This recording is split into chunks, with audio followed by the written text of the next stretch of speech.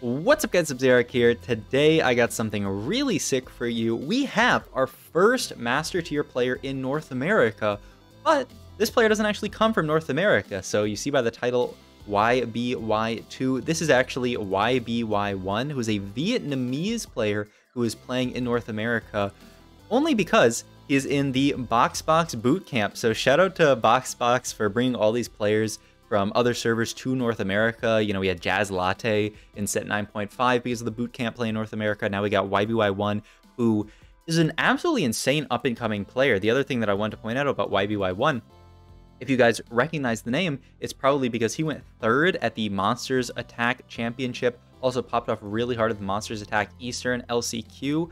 I feel like almost that he was in the most recent Worlds, but maybe I'm trolling on that. In any case, absolute beast Vietnamese player, and I really want to see how he is approaching the ladder right now, because he's the highest ranked player right now. He is rank 1, and I mean by far he is, you know, the highest rank. Okay, not by far so much, but he's, you know, head and shoulders, he's the only Masters player right now. So yeah, it'll be interesting a little bit because, you know, I've learned all the traits and everything, but these are of course in Vietnamese, I would have to imagine, so it's gonna be a little bit harder to, you know, say everything, but I think I'll be good. And of course, this is a really cool lobby. He's at the top of the NA ladder, so you can see a bunch of really awesome names in his lobby. Robin Songs, Prestivint, Spetham, Raditz. These are NA staples. There's some kind of gold augment there. I don't know if that's gold per item slammed or I guess I can go back and translate it actually really quick when he covers it. I'll go back one more time, and if I miss it this time, I'm not translating it. I'm sorry. I have it on 2x speed, but I mean, like, okay. Oh. 1, 3, I'm pretty sure, based on the numbers, I assume that's every time you take an augment. Get 3 gold per augment taken, because the other one isn't like that. And so what are his, oh yeah, gold every upgrade. Every time you select an upgrade, get 3 gold with each upgrade existing. So yeah, it's the whenever you select an augment, get gold 1. So he's already gonna have a ton of gold here. He has like, okay, I mean, JG is a reasonable slam, I would think. I don't really want to take this augment here, the one that, oh no, this is actually the one where when you lost streak, you get extra gold. I recall the stats on this looking not bad. Like if you don't slam anything here and you play for a lost streak here, like super econ, you can easily see yourself getting more than 12 gold from this. Like if you feel, it's probably gonna be 3 units, then you're feeling like 1.5 gold. Actually, it's probably this, if you want to play some kind of lost streak, or this if you want to like actually win streak. I don't actually hate Rich Get Richer here. Wow. I mean, that's surprising that he rips he doesn't even reroll the other augments, which must mean he's quite certain that he wants Rich Get Richer. I don't think the stats are that insane on Rich Get Richer. And he immediately gets a KDA chosen Evelyn, and he's just going to play this board. Rich Get Richer, yeah, the stats are pretty middling on it, but I mean, and I'm sorry, this song is a little bit too chaotic for me. Honestly, a lot of these songs are kind of chaotic. I'm gonna go back to the lo-fi music. I wanted to try this one because it's a little bit more upbeat, but like, sorry, it's just chaotic with me talking. It's making me lose my mind. It's already a Lilia 2 as well. Ooh, okay. So we are just going for full lost streak here. Yeah, it's just, you know, making as much. And so I think part of this is he could drop the 5-cost duplicator. So one, he wants to sort of like recoup the econ loss that he had by the fact that, you know, he got this duplicator. And 2, you know, like if he can make it to 8, he's absolutely chilling, right? If he can make it to 8, then he can find, you know, potentially 2-star 5-cost. He could go for 3-star. Oh, he locked that shop. Wow, that's kind of sick. Are we locking this shop as well to make 40 and like selling the Kennen, or are we just holding this stuff? Maybe just buying Lilia 2. Yeah, okay. So yeah, that's really interesting. Oh my god, wait, but he actually gets his lost streak griefed here by this player who's full open trade sector. Oh my god, that's really, wow, this is a really unfortunate opener. And wow, he is, I mean, maybe it's just because he's 2x speed, but it kind of feels like he's like vibrating. He's like kind of he's, you know, he's twitching, I think. Item wise here, I like the JG. He immediately, that was the spat that he just picked up, right? He immediately went for spat, and he's already saying, okay, we're gonna play a KDA game from this spot with KDA spat. I mean, I think spats this set, because of how hard it is to get these +1s, I think are absolutely nuts. Obviously, something like KDA spat, if you can get 2 KDA spats, you can play for 10 KDA on level 9, which is absolutely insane. This is a really cool play as well. He's just taking whatever here, you know, like This Jax is like pretty mediocre as far as a Chosen goes here, but he knows like he can make KDA spat on a Jax here and like stabilize his board decently. Not to say that he's going to win streak from this spot. Ideally, he would want to win streak from here because he won one fight, but still, he has an okay board. He doesn't actually get to kill a unit here, but like this board can theoretically, I would think, kill a unit, and maybe it'll save us some HP down the line. Oh my god, Nico pair there. It's insane. On level 4, Nico pair there with the 50% odds. I mean, that's obviously not bad at all. And then we're going to continue to play around this Jax. I assume we're going to sell this Jax on minion round and look for a better Chosen, but we shall see what's going on here. Already there's a really interesting game with the KDA spat, rich get richer, and yeah, I would have to imagine, ideally, we just, if we can, I mean, we need to stabilize on 8, right? Around potentially 7 KDA. If we can go like fast 9, obviously that'd be ideal, but with no win streak here, you have to pick a stage to stabilize on. It'll be curious to see what that actually is here. So yeah, is he gonna keep the Jax in here? I think I would end up selling the Jax, though. I guess the idea is that like maybe you lose to Krugs. I mean, I think at level 5 you're fine here to not lose to Krugs, but yeah, he's gonna keep the Jax in here. Maybe he thinks the Jax is actually like a solid KDA spet holder with like the AP scaling. If he gets a little bit more gold here, yeah, he can make, oh, but you can't sell this Echo, and that's Nico too, holy, and a Warmog is a great slam onto this Nico too. Yeah, I mean, his spot's actually looking really nice now with that Nico too. That like absolutely brings his spot together. He gets 5 KDA in here. He can still, if he, I assume we're not selling this Echo, but yeah, he looks like, wow, he's gonna sell the Echo. That's surprising to me. I feel like this Echo unit ties in this opener so well together, especially if you can get that cannon, but he doesn't have cannon. But still, Echo, I think, is just such a superb unit that I would think about holding that. But yeah, he's actually not gonna hold it. Okay, honestly, let's be real. This Jax has looked like absolute garbage, by the way. I feel like he's killed absolutely nothing. I feel like we could have found a better Chosen, but I guess we'll see when he wants to pivot. So he's already got some tank items, but I forgot what this augment is called, but you know, the one that gives you the defensive items is definitely solid. This one that gives you like the rapid fire, or it's not rapid fire anymore, but red buff and the Gwinsu. It doesn't really make sense for what we're playing for. I do generally like Harmsys as an augment. I think we could just take this and slam items. This can be like Guardbreaker as well. I guess Guardbreaker's not it's probably okay on Ari. You just don't really have any damage to vamp off of here. The question is, do you want to finish the tank items here, or do you want to go for like random items? You probably just take the tank items. The value of these tank items on this Nico 2 is like kind of insane here, especially because we already have the Warmogs made, so we can just have like perfect insane tank items. I assume you would just sell the Jax at this point and play for this Kaisa 2, and then just move the spat over to somebody like Random Vi or something. But yeah, he's actually gonna, I think he has a bit of a read that this Jax unit is like playable, which is surprising to me because I never play around this Jax unit. He's hopping to backline. He's doing some amount of damage. I mean, so far I'm unimpressed by the Jax, but I'm curious to see how he looks for the rest of the game. I mean, we're 50 HP at this spot. Oh, he locked for the Kaisa. This guy loves locking shop. This is such weird gameplay, but he locks shop there, keeps Jax in for a round, and then gets the Kaisa in. What's the upside to locking shop there instead of pivoting that round?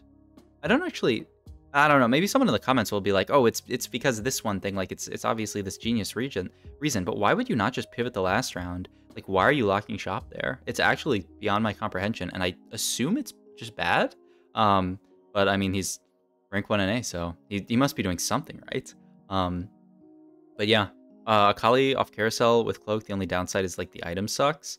He's gonna, there's another spat. Oh, there is another spat indeed. So now he has to make it to level 9.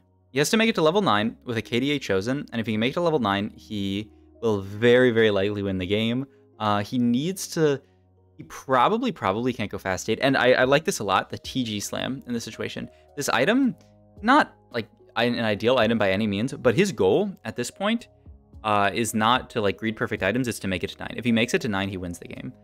If he doesn't make it to 9, then, you know, he probably goes 8th. So that's all that you care about in this spot. So yeah, I think the TG slam is perfect here because you just want to save as much HP as possible. This TG onto this Kaisa is going to save you a lot of HP. The only problem, I think, is we're 50 HP because we played so much around that Jax unit. I feel like there must have been something better that we could have played around. But in any case, we're still making 70 every round. We're 50 HP here. I would think you have to stabilize an 8. And wow, he really likes the team planner. Like, planning out what units he actually wants onto his board, making sure he doesn't like skip anything. Like I feel like him more than most other players I've seen, he's like constantly going into the team builder, like updating the units that he wants to play and that kind of stuff, which is pretty cool.